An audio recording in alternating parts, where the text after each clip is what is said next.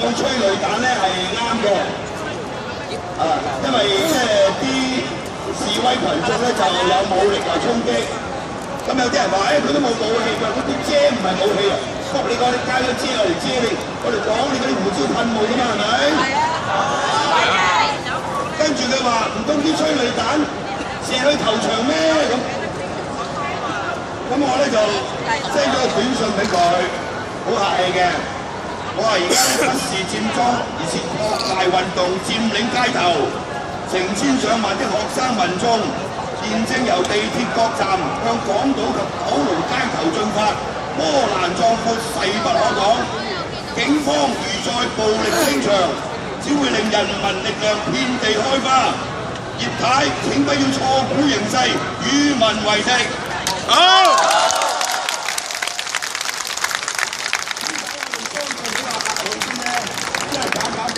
叫大家都立法會同事，咁如果係立法會復會嘅時候，我有機會咧，我就會招呼呢個發牌嘅 ，OK？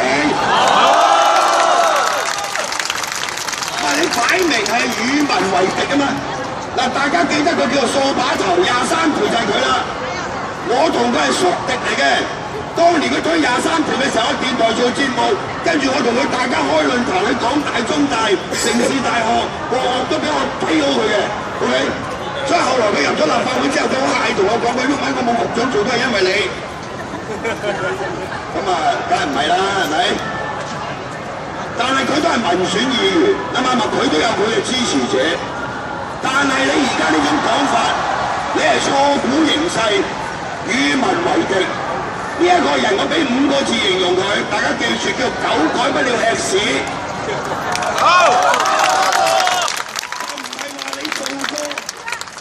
嗰陣時係狗吃緊屎，而家做咗民選議員你就轉咗態啦，改個髮型，你都係狗改不了吃屎。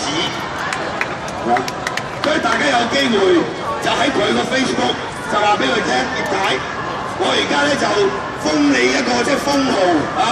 我哋好擁戴你嘅，嗰個封號就係狗改不了吃屎葉劉淑儀，得唔得？唔係呢句説話係咪好簡單㗎？呢句説話叫狗改不了吃屎啊嘛，食屎狗啊嘛，即係咪啊？